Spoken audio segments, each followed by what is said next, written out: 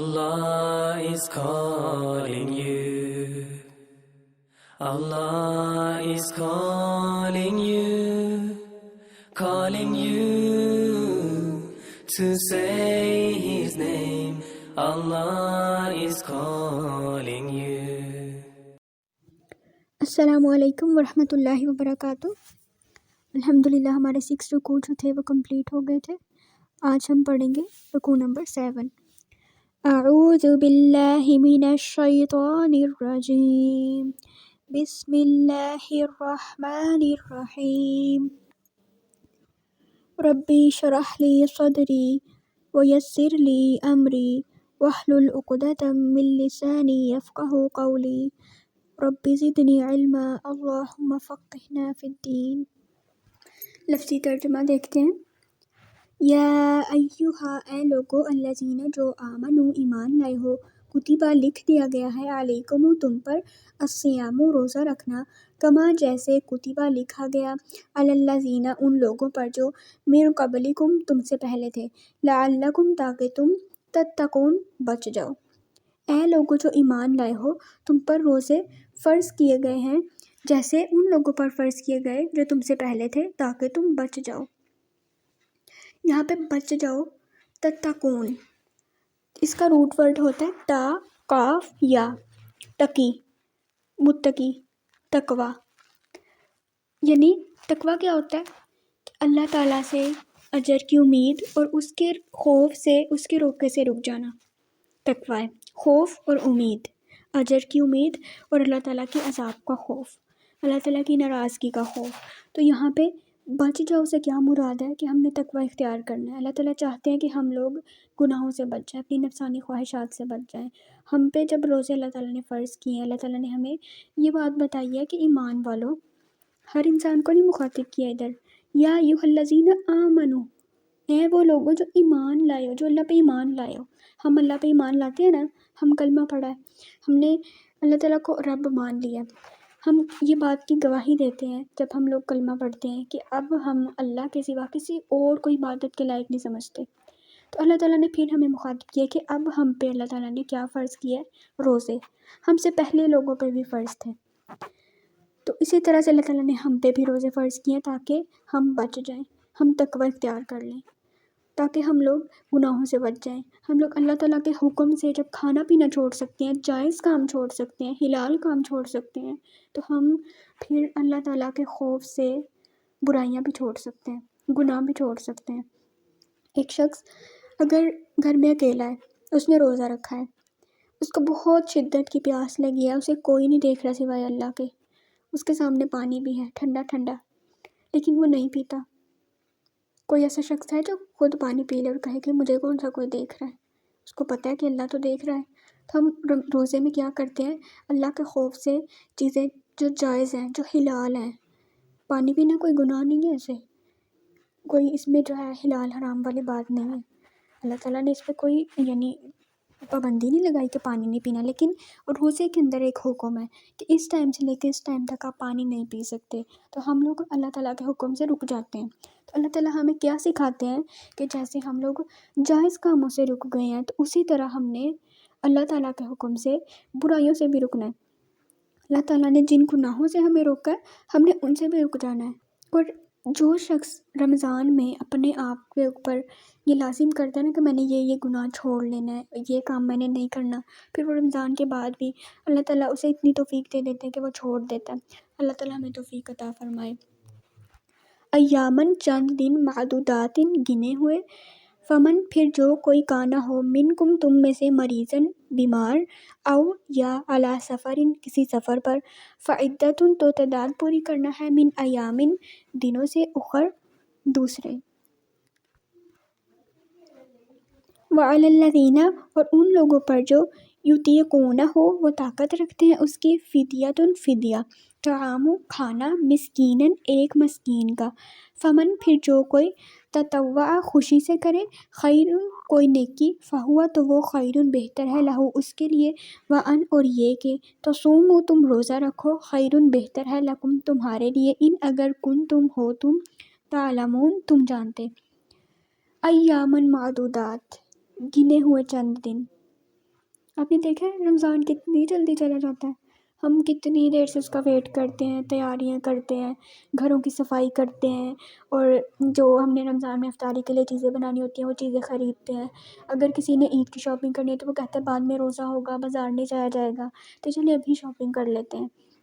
بہت سے لوگ رمضان میں اپنے کپڑے بھی سلائی کرواتے ہیں کہ رمضان میں ہم پہنیں گے، اور رمضان کی ہر شخص تیاری کرتا ہے نا۔ تو اللہ تعالیٰ نے کیا کہا ہے، ایامن معدودات، گنے ہوئے چند دن ہیں، ان کو کبھی گنوانا نہیں ہے۔ اللہ تعالیٰ ہم سب کو رمضان تک پہنچا دیں، اور اللہ تعالیٰ ہمیں توفیق دے کہ ہم رمضان سے بھرپور فائدہ اٹھا سکیں۔ رمضان کا اصل مقصد کیا ہے کہ ہم اللہ تعالیٰ کا تقوی اختیار کر سکیں، اور پھر اللہ تعالیٰ نے آگے کیا بتایا کہ یہ گنے ہوئے چند دن ہیں، پھر جو کوئی تم میں سے بیمار ہو یا کسی سفر پر ہو تو دوسرے دنوں میں تعداد پوری کرنا۔ یعنی اگر کوئی شخص بیمار ہو گیا، اسے ایسی بیماری لگی ہے کہ وہ ابھی اس دوران روزہ نہیں رکھ سکتا رمضان میں، تو وہ کیا کرے گا؟ اگر دن چلے گئے تو رمضان کے دن چلے گئے، اس کے روزے چھوٹ گئے، تو اللہ تعالیٰ نے کہا کہ وہ دوسرے دنوں میں تعداد پوری کر لے۔ یا پھر کوئی سفر پہ ہو، پہلے زمانے میں سفر ایسے ہوتے تھے کہ بہت سے لوگ اتنی دیر تک چلتے تھے، اونٹ پہ یا پیدل سفر کرتے تھے، تو ان دنوں میں روزہ رکھنا بہت مشکل تھا۔ اب تو ہم لوگ اسی والی گاڑیوں میں جو ہے 1 سے 2 گھنٹے میں ہم لوگ کہیں سے کہیں پہنچ جاتے ہیں۔ اب اس طرح کے سفر نہیں رہے، لیکن پھر بھی اللہ تعالیٰ نے کہا کہ اگر تم سفر میں ہو، تمہیں مشکل ہو رہی ہے، پیاس لگی ہے، یا کسی بھی طرح سے کوئی جو ہے بیمار ہو جاتا ہے، یا کسی کو وومیٹنگ ہوتی ہے سفر میں، اس طرح کوئی بھی ایشو ہے، تو سفر کے دنوں میں یا بیمار ہو تو تعداد دوسرے دنوں میں پوری کر لو۔ یہ اللہ تعالیٰ نے ہمیں ایک طرح سے چھوٹ دی ہے، رخصت دی ہے۔ اگر کسی نے سفر میں روزہ نہ رکھا ہوا ہو تو اسے گناہ نہیں ہے، کیونکہ اللہ تعالیٰ نے چھوٹ دی ہوئی ہے ہمیں۔ بلکہ اگر ہم لوگ خود روزہ رکھتے ہیں، اپنی جان پہ جبر کرتے ہیں، زبردستی جو ہے ہم اپنے آپ پہ جو ہے اس چیز کو مسلط کرتے ہیں کہ نہیں روزہ میں نے نہیں چھوڑنا، حالانکہ ہمیں پتہ ہے کہ ہماری طبیعت خراب ہو جائے گی، یا لمبا سفر ہے تو مجھے پیاس لگ سکتی ہے گرمی کی وجہ سے، یا ویسے بھی جو روزہ ہے اس کی وجہ سے تھوڑی سی نقاہت تو ہوتی ہے جسم میں، تو اگر اس کی وجہ سے پھر ہم لوگ تنگ ہوں تو اللہ تعالیٰ نے تو ہمیں رخصت دی ہے، تو جو اللہ نے رخصت دی ہے، جو اللہ تعالیٰ نے آسانی کی ہے، اس کو لے لینا چاہیے۔ اور ان لوگوں پر جو اس کی طاقت رکھتے ہوں، فدیہ ایک مسکین کا ہے، یعنی اگر کسی کے اندر اتنی استطاعت ہے نا کہ وہ اپنے جو روزے چھوڑ گئے ہیں ان کا فدیہ دے دیں۔ فدیہ کیا ہے کہ جو روزے چھوڑ گئے ان کے بدلے میں وہ اماؤنٹ دیتا ہے کسی غریب کو۔ کتنی اماؤنٹ دینی ہے؟ 1 مسکین کا کھانا۔ پھر جو کوئی خوشی سے نیکی کرے تو وہ اس کے لیے بہتر ہے، یعنی اگر کوئی اپنی مرضی سے فدیہ بھی دینا چاہے اور روزہ بھی رکھنا چاہے تو یہ اس کے لیے بہتر ہے، کیونکہ وہ ایک اللہ تعالیٰ نے جو ہے نیکی کرے گا تو اللہ تعالیٰ اس کا اجر دیں گے۔ اور یہ کہ تم روزہ رکھو تمہارے لیے بہتر ہے اگر تم جانتے، یعنی اللہ تعالیٰ نے یہاں پہ روزہ رکھنے کی ترغیب دی ہے کہ روزہ ضرور رکھو، روزہ بہتر ہے، لیکن اگر کوئی استطاعت رکھتا ہے وہ فدیہ بھی دے سکتا ہے۔ شہر مہینہ رمضان کا الذی وہ ہے جو انزل نازل کیا گیا فیہ جس میں قرآن ہدن ہدایت ہے، للناس انسانوں کے لیے، وبینات اور واضح دلیلیں ہیں، من الہدی ہدایت میں سے، والفرقان اور حق اور باطل کا فرق کرنے والی، فمن تو جو کوئی شاہدہ حاضر ہو، منکم تم میں سے، الشہر اس مہینے کو، فلیصم ہو تو چاہیے کہ وہ روزہ رکھے اس کے، ومن اور جو کوئی کانا ہو مریضن بیمار، او علی سفر یا کسی سفر پر، فعدت تو تعداد پوری کرنا ہے، من ایامن دنوں میں، اخر دوسرے، یریدو ارادہ رکھتا ہے اللہ تعالیٰ بکم تمہارے ساتھ، الیسر آسانی کا، ولا اور نہیں، یریدو وہ ارادہ رکھتا بکم تم پر، العسر تنگی کا، ولتکملوا اور تاکہ تم پوری کر سکو، العدۃ تعداد، ولتکبروا اور تاکہ تم بڑائی بیان کرو، اللہ تعالیٰ کی، علی اوپر، ما اس کے جو ہداکم اس نے ہدایت دی تمہیں، ولعلکم اور تاکہ تم تشکرون شکر گزار بنو۔ اب اس آیت میں اللہ تعالیٰ نے ہمیں یہ بتایا کہ رمضان کی فضیلت کیوں ہے۔ باقی مہینے بھی تو ہیں نا اسلامی مہینے، اور باقی مہینے بھی سارے اللہ کے ہی ہیں، وہ بھی سارے اللہ نے بنائے ہیں، پھر رمضان کو کیوں فضیلت دی گئی ہے؟ تو یہاں پہ اللہ تعالیٰ نے اس آیت میں اللہ تعالیٰ نے اس فضیلت کی وجہ بتائی ہے کہ شہر رمضان الذی انزل فیہ القرآن، کہ رمضان کا مہینہ وہ مہینہ ہے جس میں قرآن نازل کیا گیا۔ قرآن اللہ کی کتاب ہے، قیامت تک کے انسانوں کے لیے ہدایت کا ذریعہ ہے۔ یہ کتاب اس مہینے میں نبی صلی اللہ علیہ وسلم پر نازل کی گئی۔ نبی صلی اللہ علیہ وسلم کے اوپر ہی کیا مکمل نازل ہوئی؟ نہیں، قرآن جو ہے نا اس کو پہلے آسمان دنیا پر اللہ تعالیٰ نے نازل کیا، اور آسمان دنیا سے پھر دوبارہ نبی صلی اللہ علیہ وسلم پر تھوڑا تھوڑا آیات اور صورتوں کی طرح حضرت جبرائیل علیہ السلام کے ذریعے نازل کیا گیا۔ تو قرآن جو ہے وہ اللہ تعالیٰ نے آسمان دنیا پر رمضان میں نازل کیا تھا، جو لیلۃ القدر کی رات ہے، جیسے کہ انا انزلناہ فی لیلۃ القدر، کہ ہم نے اس کو لیلۃ القدر میں نازل کیا، اور یہ رات کس دن آتی ہے؟ رمضان کے آخری عشرے کی طاق راتوں میں۔ کچھ حدیث میں ملتا ہے کہ آخری عشرے میں یا طاق راتوں میں 21، 23، 25، 27، 29، زیادہ احادیث میں 27 کا بھی آتا ہے کہ اس رات ہوتی ہے، لیکن وہ کون سا دن ہے ایگزیکٹ کہیں بھی پتہ نہیں چلتا، یعنی آخری عشرے میں یہ رات آتی ہے۔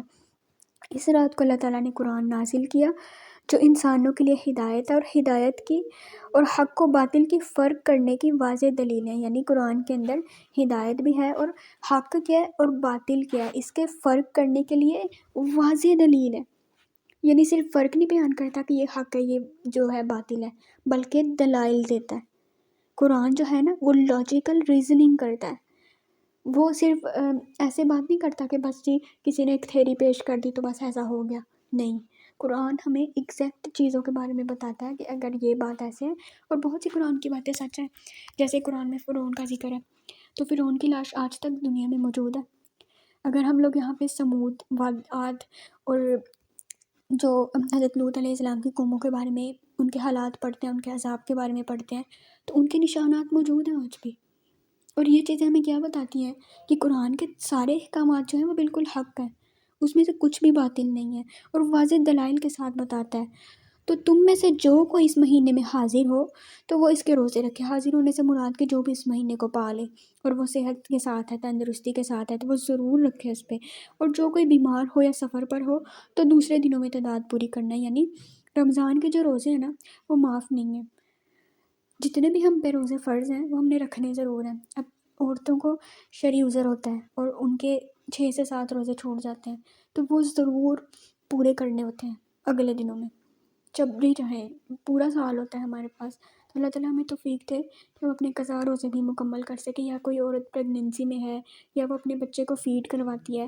تو پھر اگر کمزوری فیل ہوتی ہے تو عورت کے لیے اس وقت رخصت ہے کہ وہ ان دنوں میں روزے نہ رکھے، بعد میں رکھ لے، تو وہ تعداد پھر ضرور پوری کرنی ہوتی ہے، کیونکہ رمضان کے روزوں کی معافی نہیں ہے۔ اللہ تعالیٰ نے کہا اگر کوئی بیمار ہے یا سفر میں ہے تو وہ تعداد بعد میں پوری کر لے۔ اللہ تعالیٰ تمہارے ساتھ آسانی کا ارادہ کرتا ہے اور تم پر تنگی کا ارادہ نہیں کرتا، یعنی اللہ تعالیٰ نے ہمیں اس طرح تنگی میں نہیں ڈالا کہ نہیں رمضان میں ہی 30 روزے پورے کرنے ہیں، جیسے مرضی کرو، چاہے کوئی بیمار ہے، چاہے کوئی سفر میں ہے، چاہے وہ کوئی کتنی مشقت میں ہے، بلکہ اللہ تعالیٰ نے آسانی کی ہے کہ ٹھیک ہے اگر تم بیمار ہو، نہیں رکھا جا رہا، کوئی ایسی تکلیف آ گئی ہے، نہیں کوئی رکھ پا رہا، تو تعداد بعد میں پوری کر لے۔ اللہ تعالیٰ آسانی کا ارادہ رکھتا ہے، یسر، آسانی کا، اور تاکہ تم تعداد پوری کر سکو تم اس پر اللہ تعالیٰ کی بڑائی بیان کرو، اور اس نے تمہیں ہدایت دی ہے، اور تاکہ تم شکر گزار بنو کہ اللہ تعالیٰ کی ہم نے بڑائی بیان کرنی ہے کہ اللہ تعالیٰ کتنا رحمان ہے کہ اس نے ہمیں ایک تو ہدایت دی، ایک تو ہمیں یہ مہینہ نصیب کیا، پھر بھی اگر ہم اپنی وجہ سے وہ نہیں رکھ پا رہے تو اللہ تعالیٰ نے ہمارے لیے آسانی کر دی کہ ہم اللہ تعالیٰ کے شکر گزار بنیں۔ الحمدللہ، ہم انشاءاللہ نیکسٹ جو ہے بعد میں کنٹینیو کریں گے، آج ہم اتنا ہی پڑھیں گے۔ سبحانک اللہم و بحمدک، نشہد ان لا الہ الا انت، نستغفرک و نتوب الیک۔ السلام علیکم ورحمۃ اللہ وبرکاتہ۔ Allah is calling you. Allah is calling you. Calling you to say